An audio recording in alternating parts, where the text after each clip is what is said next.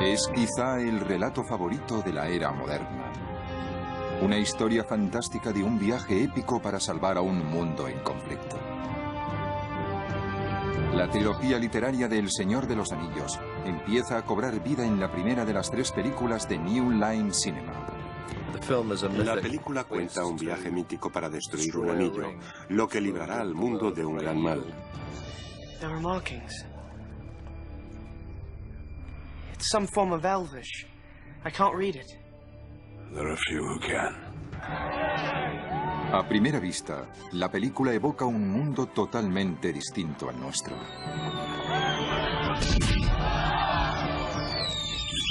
Sin embargo, este mundo se halla amenazado de un modo que nos resulta curiosamente familiar. Si uno lee El Señor de los Anillos, tiene la sensación de que podría haber existido realmente. ¿Quién creó El Señor de los Anillos? ¿Y qué hechos de la vida real le inspiraron? Ha incluido muchas de sus experiencias del horror de la guerra en el argumento. Y claro, es importante que nosotros lo retratáramos como una experiencia muy destructiva, muy aterradora.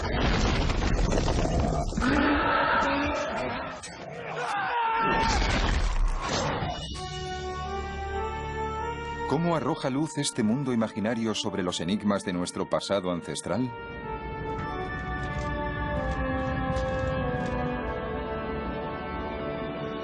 ¿Y cómo una tradición en vías de extinción inspiró uno de los elementos más asombrosos de la película, una raza de elfos con lengua propia? Una de mis frases élficas preferidas es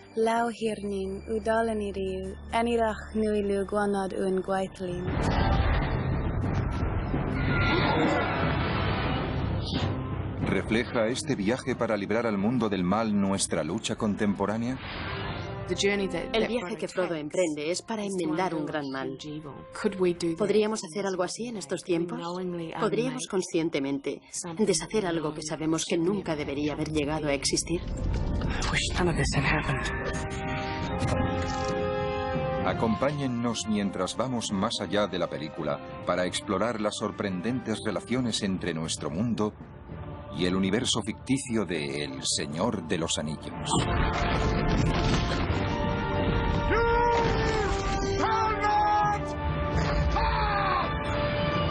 El Señor de los Anillos.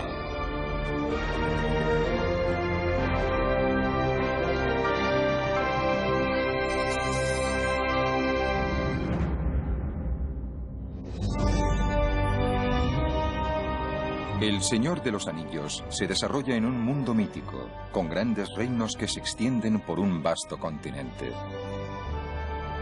En este lugar llamado Tierra Media, no todo va bien. Este mundo está experimentando un cambio de época. Las fuerzas del bien y del mal se enfrentan en una batalla épica que determinará el futuro de la Tierra Media. Pero una pequeña zona queda aislada del conflicto, y sus habitantes felizmente ajenos a los peligros que acechan más allá de sus fértiles campos. Es el pueblo de Hobbiton, una aldea en la idílica región llamada La Comarca. Aquí, un mago llamado Gandalf visita a una pequeña raza conocida como los Hobbits, que han disfrutado de la paz durante siglos.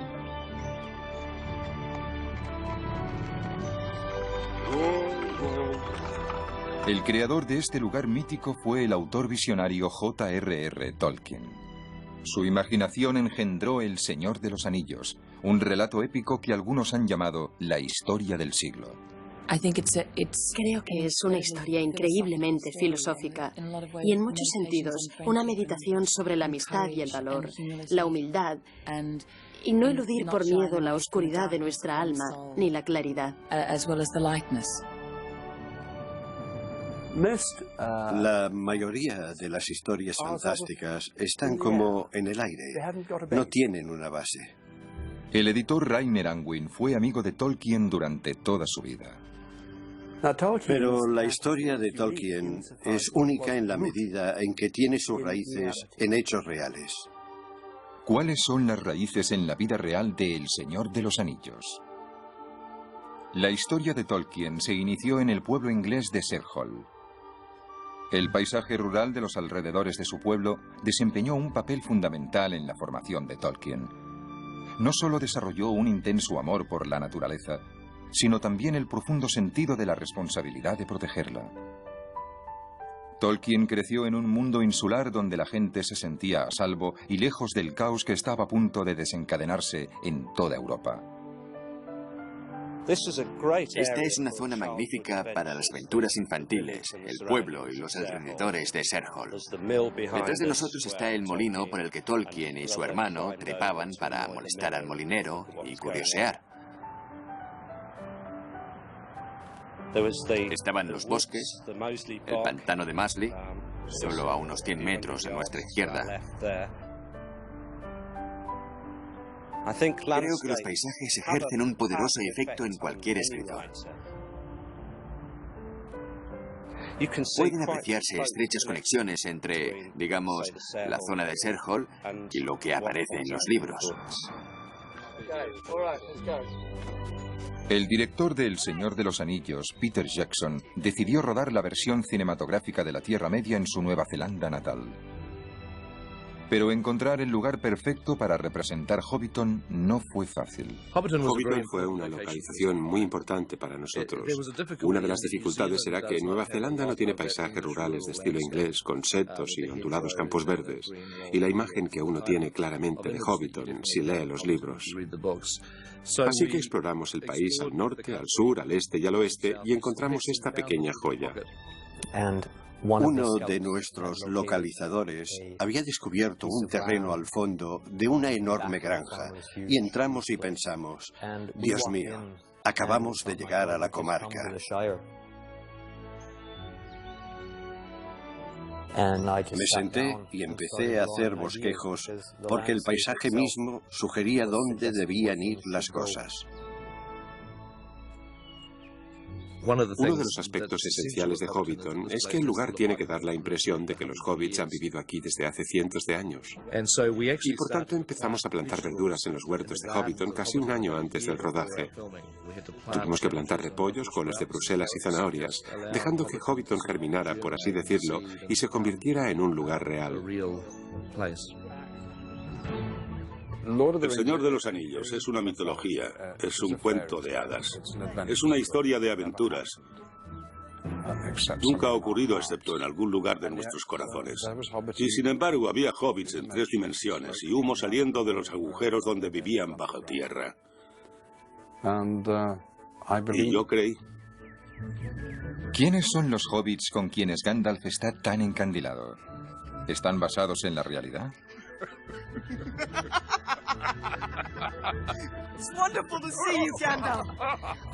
Los hobbits son una raza de gente de la comarca que es como muy rural, muy parecida al paisaje de la Tierra Media, realmente maravillosa, muy virgen. Y los hobbits son gente rural, gente de la tierra, campesinos. No saben qué pasa en el resto de la Tierra Media. En el centro de la historia se encuentra un hobbit poco corriente llamado Frodo Bolsón. Frodo siente mucha curiosidad por el mundo exterior, al contrario del resto de los hobbits. Los hobbits, por naturaleza, tienden a querer quedarse en la comarca. No quieren salir de ella, quieren sentirse seguros, quieren estar donde viven a gusto. Los hobbits son en realidad muy parecidos a la gente entre la que Tolkien creció en esta zona rural de las afueras de Birmingham.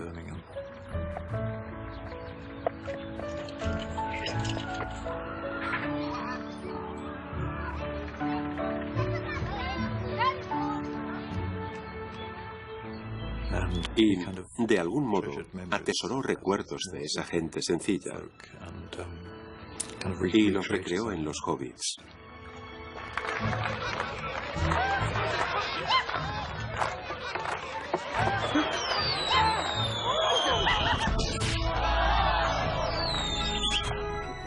Me gusta especialmente cuando Gandalf el Gris juega con los hobbits, que le caen muy bien, principalmente porque les gusta beber, charlar, comer bien y fumar.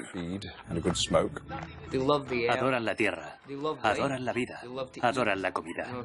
Si pueden tomar 6 comidas y un buen trago y cantar, entonces los hobbits son muy felices. Creo que es muy importante mostrar al principio de la película que hay una parte del mundo que merece salvarse. Todas las cosas por las que pasamos merecen la pena por este asombroso lugar llamado la comarca. Si bien la vida en la comarca parece segura, más allá de sus fronteras, malignas criaturas al mando de un oscuro señor rodean los campos.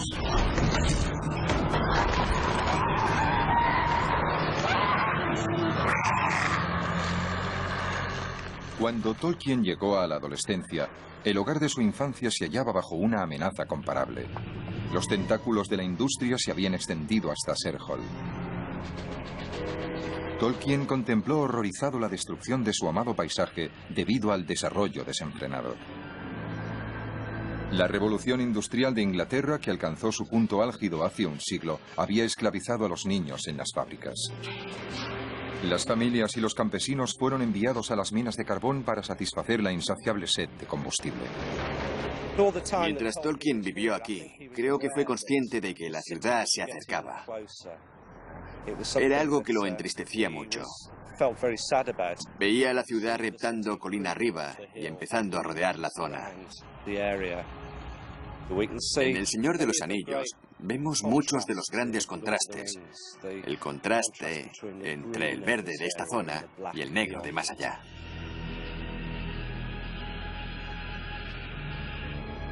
La gente intentaba comprender cómo afectaría esto a la experiencia humana. Y por eso, en cierto modo, rememora una comunidad, esta utopía, si se quiere, que se halla realmente bajo una amenaza, que está siendo atacada por fuerzas malignas. La Inglaterra de Tolkien estaba a punto de ser barrida por una fuerza aún más destructiva.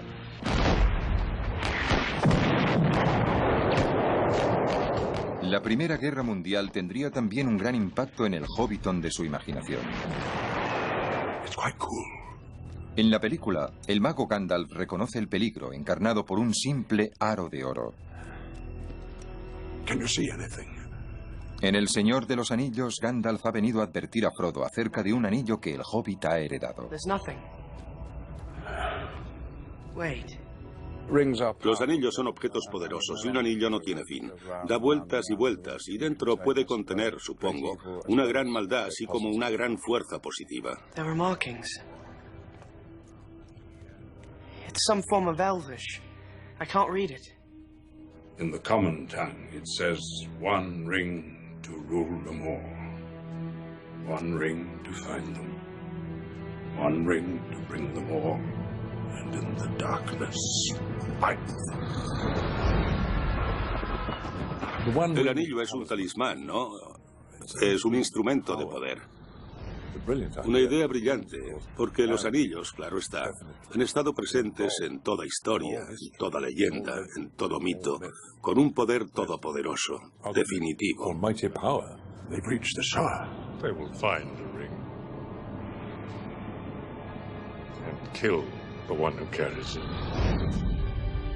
Sauron needs only this ring to cover all the lands of a second darkness.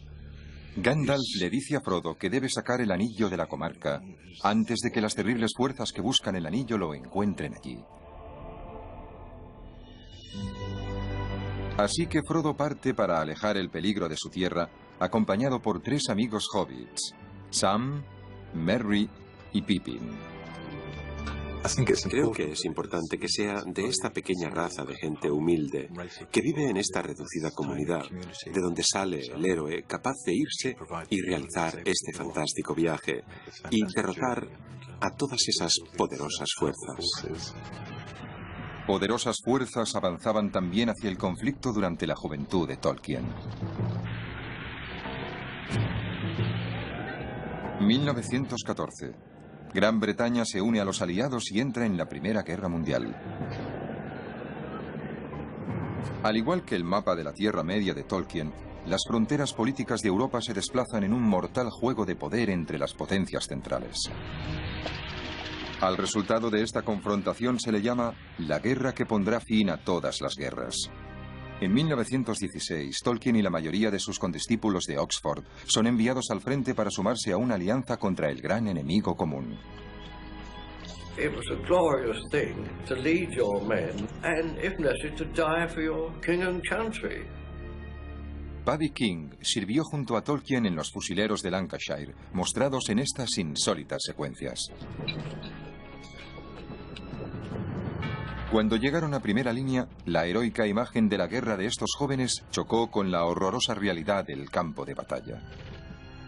Sus vívidas impresiones quedaron expresadas en las crónicas enviadas a casa.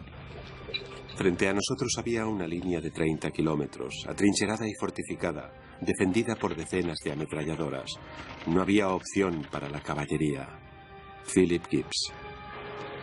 The average life of an infantry subaltern is like if he lasted 6 weeks, I should think. La primera línea era una terrible cicatriz que discurría a través de campos verdes ondulados. Era una cicatriz compuesta de barro y sangre y tierra bombardeada.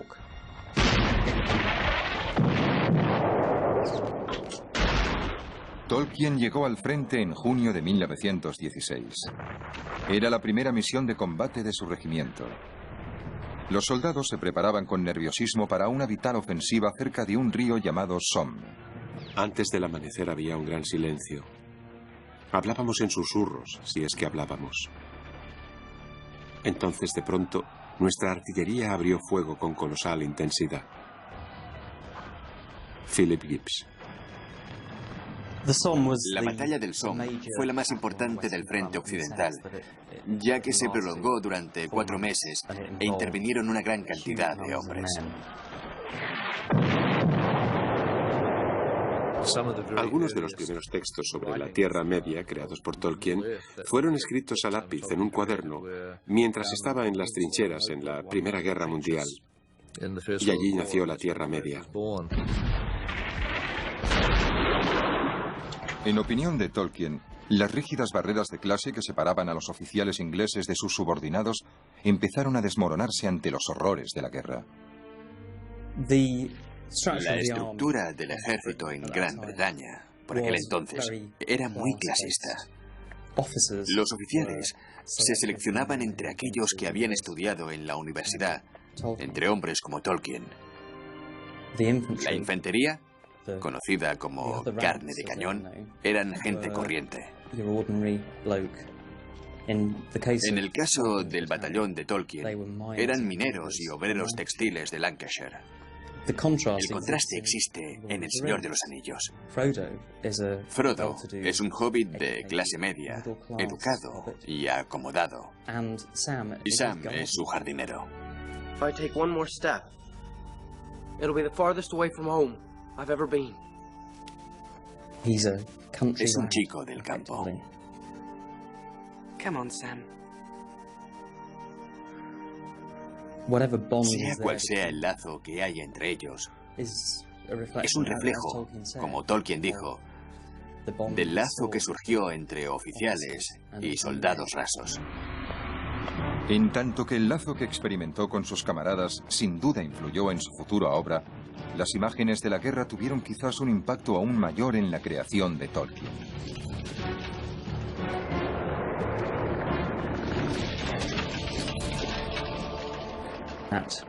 Por la noche, todo cuanto les rodeaba excepto el cielo desaparecía y avanzaban hacia ese horrible ruido. El cielo estaba iluminado, casi como el cielo de Mordor, por el parpadeo de la montaña del destino.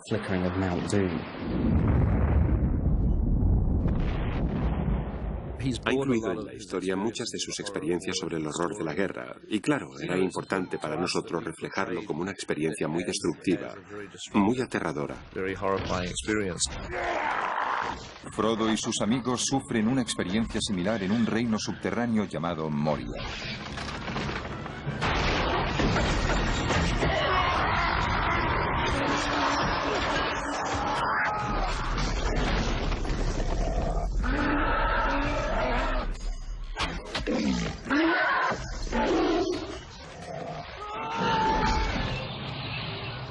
En la batalla del Somme, Tolkien y sus camaradas se encontraron enfrentados con las monstruosas máquinas de guerra de la era industrial. Tanques, gas venenoso y ametralladoras cegaron literalmente las vidas de los hombres en una brutal carnicería.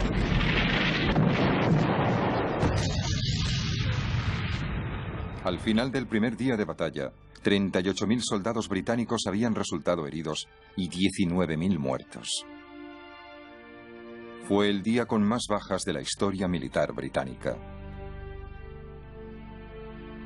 Los números por sí solos no pueden expresar la sensación de devastación personal de Tolkien. Entre los muertos estaba uno de sus más íntimos amigos de la adolescencia. Sus recuerdos del Somme y sus escritos en la trinchera se iban a integrar en El Señor de los Anillos. La mitología estaba desarrollándose en su mente hasta el punto de que cuando regresó a casa estaba preparado para cometer una obra muy ambiciosa. Acabada la Primera Guerra Mundial, Tolkien empezó a dar clases, obteniendo finalmente un codiciado puesto en la Universidad de Oxford. Aquí, el estudioso desarrolló su pasión de juventud por la historia y las lenguas antiguas. Tolkien declaró que él no inventó la Tierra Media, la redescubrió. Y encontró su mayor inspiración en la cultura, la historia y las lenguas de la Alta Edad Media.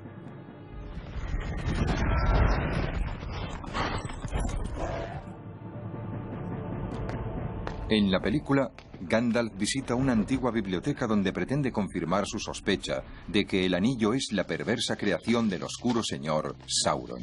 Gandalf al principio se da cuenta de que tienen el verdadero anillo y lo descubre yendo a la gran biblioteca de Minas Tirith y consultando los libros averigua la verdad. Tenemos pues a Gandalf, el académico, y el propio Tolkien era un académico. Creo que en Gandalf hay mucho de Tolkien. El descubrimiento de Gandalf en la gran biblioteca provoca una reunión de representantes de toda la Tierra Media para debatir sobre el futuro del anillo. Entonces Frodo se ofrece voluntario para ser el portador del anillo y llevarlo a la montaña del destino, donde debe ser destruido.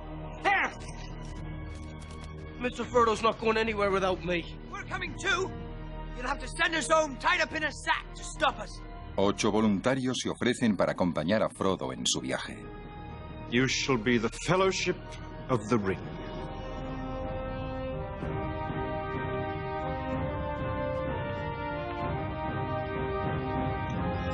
La recién constituida comunidad emprende un viaje épico por un paisaje impregnado de historia.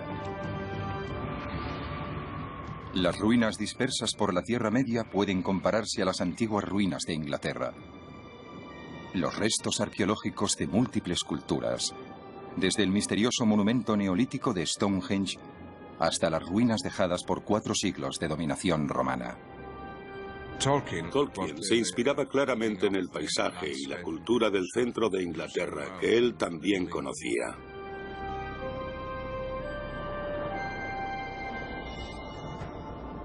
La época que Tolkien conocía mejor se denomina Período Anglosajón y dio origen a una de las lenguas dominantes, el inglés. La palabra Inglaterra alude a la tierra donde vivían los anglos. El profesor Martin Carver de la Universidad de York es un eminente arqueólogo familiarizado con la historia anglosajona. Los anglos hablaban el anglo y por eso lo hablamos nosotros.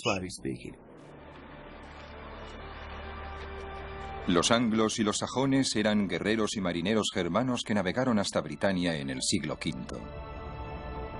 Lucharon como mercenarios en una etapa de grandes migraciones y batallas tribales en toda Europa. Hay un periodo de grandes cambios, enormes, en los siglos V y VI, tremendos cambios. Durante este cambio de épocas, los anglosajones se establecieron en Inglaterra. Dado que en su mayoría eran analfabetos, las sagas sobre sus heroicos antepasados marineros se transmitió a través de relatos y canciones. Hay una gran fogata y la hidromiel, la cerveza, corren de mano en mano. La gente canta. Y de esas canciones y esas conversaciones proceden todos los valores compartidos y todas las cosas que la gente quiere perpetuar. La mayoría de estos relatos míticos se perdieron tras la conquista normanda de Inglaterra en el siglo XI. Al eclipsarse la cultura anglosajona, se extinguió su gran tradición oral. Tolkien tenía la sensación de que a los ingleses se les había privado de parte de sus raíces con la pérdida de esos relatos orales. Esto le inspiró a escribir una nueva mitología para Inglaterra. La mitología que Tolkien creó es absolutamente asombrosa. Creo que dijo que quería proporcionar al Reino Unido mitos, ya que no dispone de muchos, para establecer una identidad nacional. Es una especie de versión condensada de la historia europea y anglosajona, y por tanto tiene la densidad, la realidad y la importancia de cualquier mito y leyenda reales. Una de las pocas fuentes a las que Tolkien podía recurrir en busca de información sobre la mitología anglosajona era su gran poema épico Beowulf. Tolkien estudió cada una de las líneas de la saga heroica, convirtiéndose en uno de los mayores especialistas mundiales en Beowulf. Cuenta la historia de un rey escandinavo que muere luchando contra un dragón al que nadie quiere enfrentarse. Una de las escenas más vívidas de Beowulf describe el solemne enterramiento del rey en el mar, en la bodega de su barco, rodeado de tesoros. Durante siglos se consideró solo una leyenda. Pero en 1939 se hizo un asombroso descubrimiento.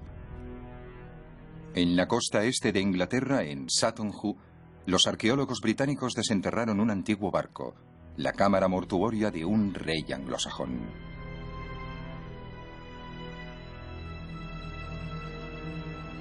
El yacimiento está repleto de increíbles tesoros. Todo el mundo estaba entusiasmado, todas esas cosas preciosas saliendo de la tierra.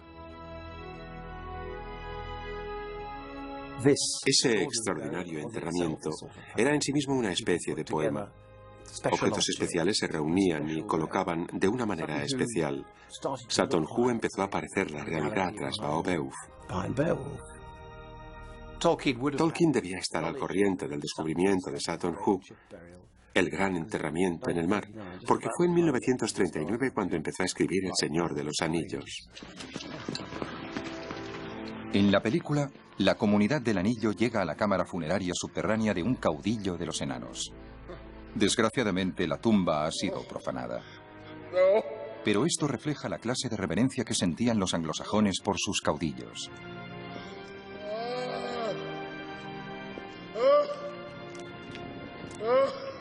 Here lies Balin, son of Hundin, Lord of Moria. He is dead then. Las investigaciones arqueológicas han continuado en Sutton Hoo durante más de 60 años. Por su importancia para desvelar el mundo perdido de la Inglaterra anglosajona, se considera una de las joyas de la arqueología británica. Muchos de nuestros estudiantes han leído a Tolkien y ahora quieren hacer arqueología anglosajona. Saltaron de lo ficticio a lo histórico y quieren saber más acerca de lo que pasó realmente en esa época, como queremos todos. Uno de los tesoros más espectaculares de Sutton Hoo es el yelmo del rey enterrado. El robusto crestón que remata el yelmo y que protege de un golpe de espada tiene forma de dragón. Tiene dos pequeños granates por ojos que te miran y unas fauces rugientes. Las criaturas representadas en los yelmos anglosajones nos permiten conocer los valores y creencias de la época. Tolkien nos explica que los monstruos encarnan los temores y esperanzas de la gente.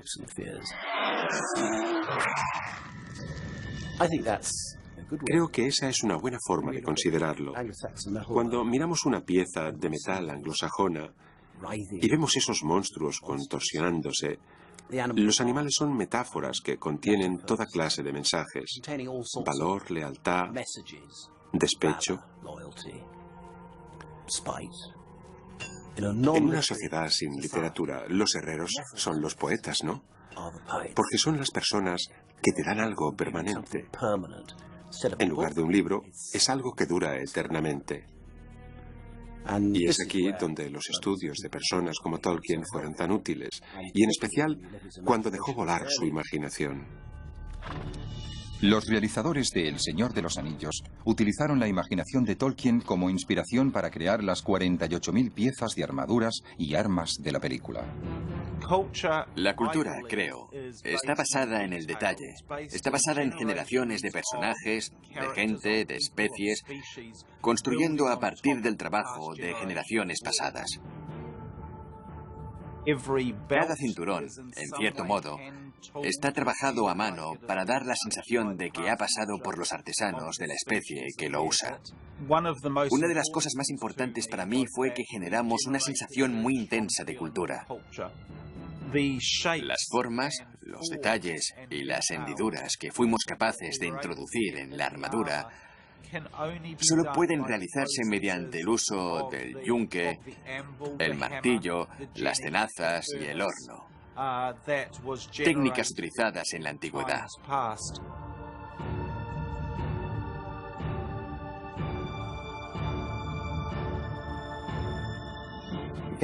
Coges un arma. La mía resultó ser de una belleza increíble. De todo lo que ves alrededor, el detalle es sencillamente fantástico. En serio, es alucinante. No puedes evitar maravillarte del tiempo y la energía y el amor que se ha puesto en todo esto. El cuidado por el detalle se ve solo superado por el sinfín de etapas históricas que imaginó Tolkien en la Tierra Media. Ha creado un mundo mitológico de la más extraordinaria profundidad. Puedes escarbar en la superficie y aparece más información que Tolkien creó remontándose miles de años atrás. A lo largo de su viaje, Frodo se encuentra con una de las creaciones más cautivadoras de Tolkien, los elfos. Y los suyos están padeciendo. De todas las razas de la Tierra Media, la de los elfos era la más cercana al corazón de Tolkien.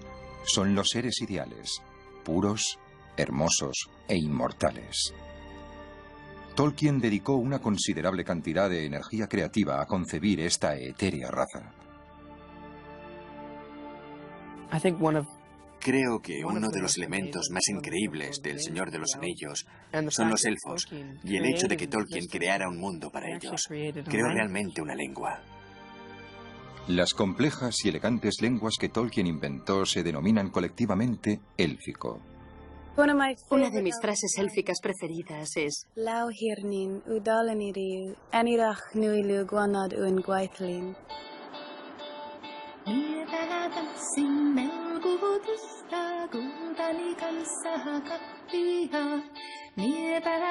una de las fuentes básicas de inspiración de Tolkien para el élfico es una lengua que puede oírse hoy en día en Viena, Carelia, una remota región de aldeas y lagos a caballo entre Finlandia y Rusia.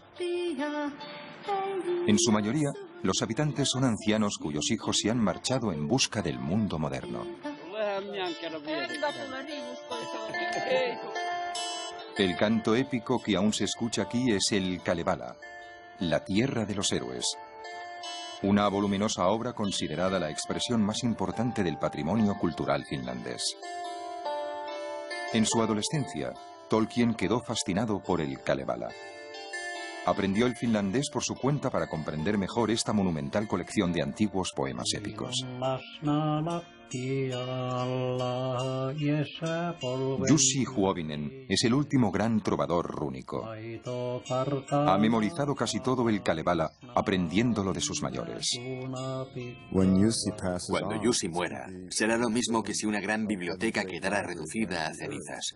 Eso es lo que ocurre cuando desaparece un anciano como él. ¿Recogía el chamán plantas silvestres? El corresponsal permanente de National Geographic en la zona ha viajado aquí para escuchar el Kalevala. Es un antropólogo profundamente preocupado por la pérdida de lenguas. Cuando tú naciste, cuando yo nací, se hablaban 6.000 lenguas en la Tierra. En estos momentos, 3.000 de esas lenguas no se susurran a los oídos de los bebés. No se enseñan a los niños, lo cual significa que a menos que algo cambie, están ya muertas.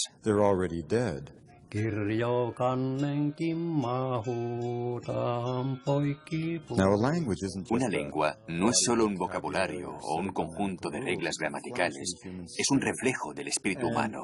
Y cuando perdemos una lengua, perdemos un elemento vital de los sueños humanos.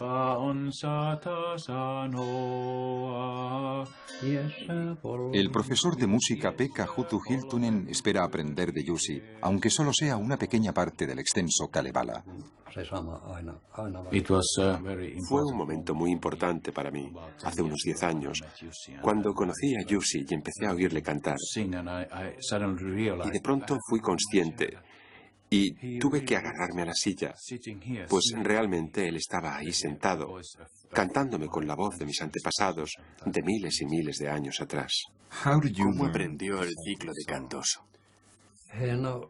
Empecé a aprenderlos cuando era un niño y habiendo oído cantar a los ancianos esos cantos que se transmitían de generación en generación, me di cuenta de que la mayoría de los acontecimientos que una persona acaba experimentando en su vida están en ese poema.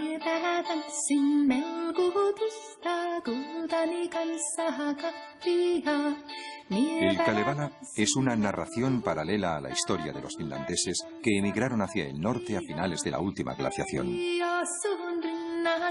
Los lingüistas creen que los orígenes de la saga y su lengua datan de un período nómada. Se remonta a los tiempos de los chamanes. Se remonta a los tiempos preagrícolas de Finlandia. Se remonta a los tiempos en que la gente no contaba con la palabra escrita, en que la gente se nutría de la poesía, de la tradición oral donde, por definición, toda la lengua era el vocabulario del mejor trovador. Se dice que la métrica del Kalevala procede del ritmo del canto que acompañaba a los remeros de los lagos de Karelia.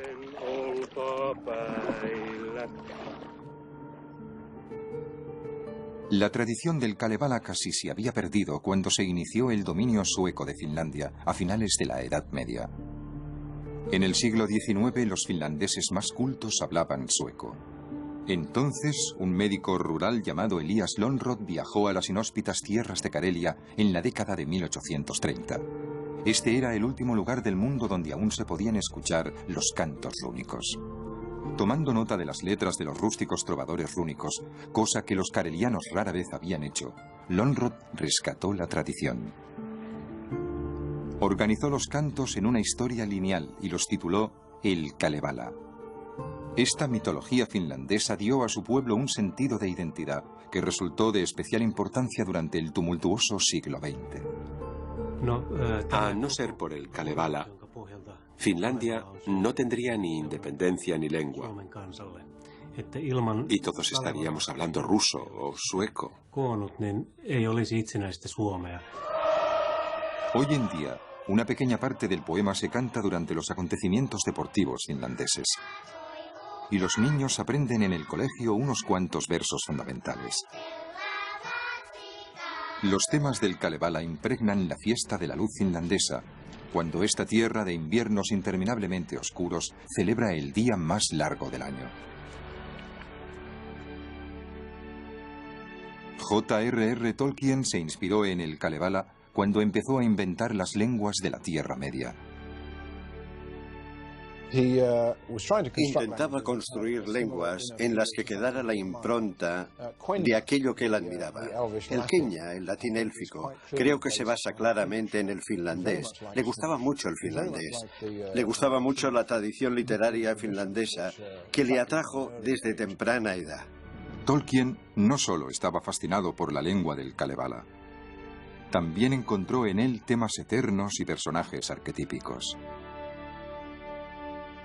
El héroe del Kalevala es un anciano y sabio jefe con poderes mágicos.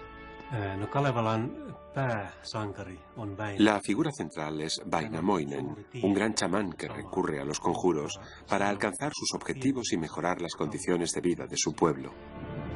La réplica evidente es el mago Gandalf, que también utiliza el poder de las palabras. El Señor de los Anillos y el Kalevala comparten otro elemento clave. En el centro de ambas historias hay un poderoso objeto forjado. En el poema finlandés se llama Sampo.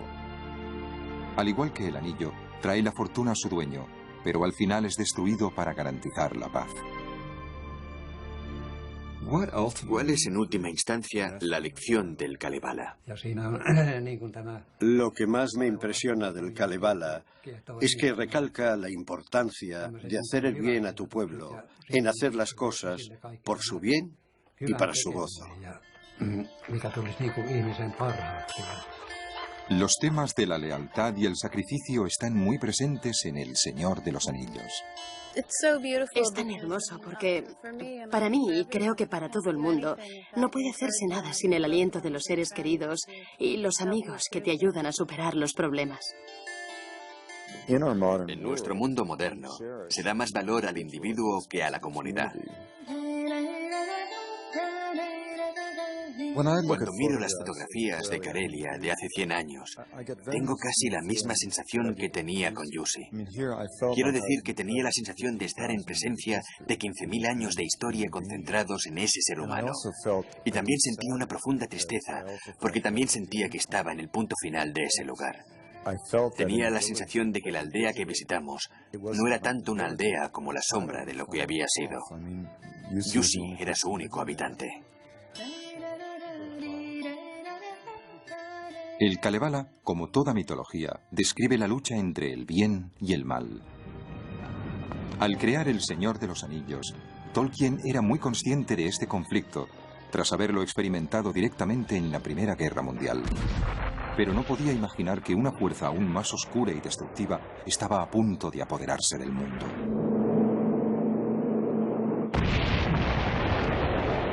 En 1939, Alemania invade Polonia. Los nazis lanzan una campaña de terror contra los judíos. Gran Bretaña declara la guerra. Y J.R.R. Tolkien ha empezado un manuscrito que ahora titula El Señor de los Anillos. Los primeros capítulos eran bastante alegres. Luego llegamos a la guerra, y luego había periodos en que apenas era capaz de escribir. Fue una guerra muy deprimente para él. Bueno, para la mayoría de nosotros. Pero él tenía hijos en el frente. Y todo aquello en lo que creía parecía desintegrarse.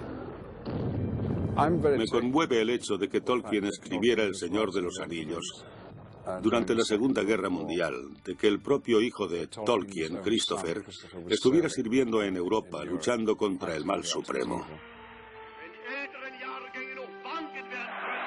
Tolkien comprendió claramente la horrenda naturaleza del mal que personificó en algunos de los líderes más poderosos de la Tierra Media. El mago y caudillo Saruman es uno de esos personajes.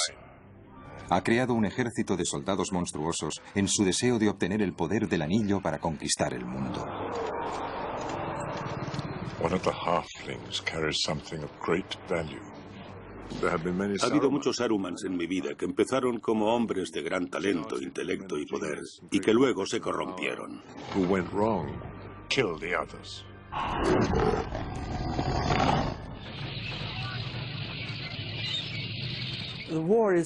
La guerra es un factor. Su imaginación era suya, propia, claro está. Pero existía el trasfondo de algo mucho más intenso, más siniestro, más peligroso, que se percibe en el libro.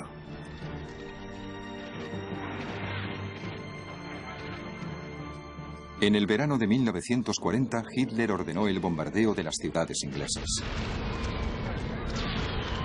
Durante 8 meses, los ingleses demostraron un notable valor en medio de la constante cortina de fuego del terror. Quedó claramente expresado por el propio Tolkien cuando dijo respecto a la guerra que a menudo la gente insignificante, la gente corriente, es la protagonista de actos de indómito valor. El hecho de que los ingleses tuvieran que padecer 2 guerras durante la vida de Tolkien debió hacerle muy consciente del sufrimiento y los sacrificios soportados por los británicos. Aunque algunos expertos en literatura ven la influencia de la Segunda Guerra Mundial en El Señor de los Anillos, Tolkien negó un paralelismo directo.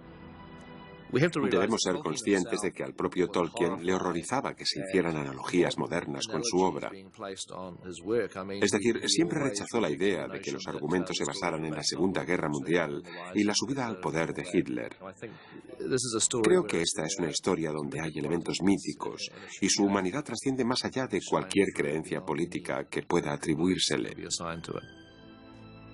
Tolkien se basó probablemente en todos los acontecimientos de su vida, así como en su conocimiento del pasado, para crear una nueva mitología para la era moderna. El Señor de los Anillos dio un nuevo giro a uno de los antiguos temas mitológicos: la búsqueda. Los héroes de la antigüedad solían emprender un viaje destinado a conseguir algo para su pueblo. Los héroes de Tolkien se proponen librar al mundo de un mal que amenaza con la destrucción total. Un viaje de búsqueda escalofriantemente actual. El viaje que Frodo emprende es para enmendar un gran mal. ¿Podríamos hacer algo así en estos tiempos? ¿Podríamos conscientemente deshacer algo que sabemos que nunca debería haber llegado a existir? La idea de la búsqueda heroica nunca ha desaparecido. Un curioso paralelismo con el viaje de Frodo tuvo lugar recientemente en el vasto Congo africano. Para mí fue un colosal viaje de búsqueda. Y la búsqueda fue, pensemos en estos ecosistemas, pensemos en el hecho de que están más intactos que cualquier otro lugar de la Tierra. Estamos explotándolos tan deprisa como podemos sin pararnos a pensar en la destrucción. Michael Fay es un ecologista de la Sociedad para la Conservación de la Naturaleza. Acompañado por 8 guías vaca, se embarcó en una expedición casi imposible. Fay intentaría recorrer más de 3.000 kilómetros por un territorio que pocas personas habían visto y que lo llevarían a través del Congo y Gabón hasta el Océano Atlántico. Al igual que Frodo en su viaje para salvar Hobbiton, Fay partió para rescatar un lugar muy valioso. Esperaba convencer al mundo de la necesidad de impedir la tala del bosque tropical, reuniendo información detallada sobre sus irreemplazables plantas y animales.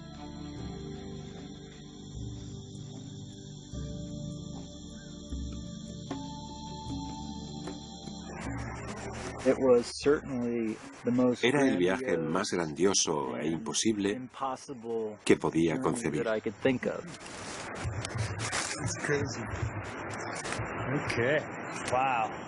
Y la probabilidad de lograrlo era muy baja. Y yo lo sabía desde el principio. Fay adora esta parte de África donde ha vivido durante 20 años. A medida que su pasión por la ecología va en aumento, ha ido valorando la idea de Tolkien de salvar lo que es valioso en el mundo. Este libro me permitió ahondar en esta gran aventura que me ha llevado a un lugar donde los seres humanos no son superiores a nada más. Y eso sin duda ha permanecido conmigo. Ahora hay tanto en juego como en los tiempos de Tolkien. El mal del que Fay quiere salvar a este mundo es el desarrollo desenfrenado. El poder destructivo de las máquinas mecanizadas es de tal magnitud que supera con creces cualquier cosa que haya ocurrido antes de que aparecieran. No hay duda de que los ecosistemas del planeta están desapareciendo mucho más deprisa que la capacidad del ser humano para sobrevivir a ello. 15 meses después de su partida, Michael Fay completó con éxito su viaje de más de 3.000 kilómetros, llegando al Océano Atlántico. Pero su verdadera búsqueda apenas ha empezado. Infundir en la humanidad una mayor responsabilidad sobre la protección del planeta. La misma convicción está presente en El Señor de los Anillos, una historia que se inició a partir del amor de Tolkien por la Tierra. Es también el mensaje transmitido por la reina de los elfos. Entrega la antorcha a la especie humana. Desafía a los espectadores como diciendo, ¿qué vais a hacer con la Tierra? Tenemos este paraíso, así que ahora vosotros los hombres, la especie humana, tenéis la responsabilidad sobre esta Tierra. Creo que es un mensaje muy profundo. La Tierra Media es un lugar mitológico, pero tiene sus raíces en la realidad y es el fruto de la imaginación de un hombre que fue testigo de lo peor de la naturaleza humana y comprendió el gran potencial de la humanidad. Ofreciéndose como voluntario para ser el portador del anillo, Frodo demuestra que un individuo corriente puede contribuir a guiar a la humanidad a través de tiempos tumultuosos. El héroe de Tolkien es un hombre corriente a quien podemos admirar y emular. La clase de héroe que hoy tanto necesitamos. Hay grupos de personas que quieren a toda costa un mundo aceptable, un mundo bueno. Ahora, en este mismo momento, creo que no me equivoco si digo que hay más conflictos y, en algunos casos, guerras, de las que ha habido en toda la historia. ¿Y qué vamos a hacer al respecto? ¿Dónde está el portador del anillo?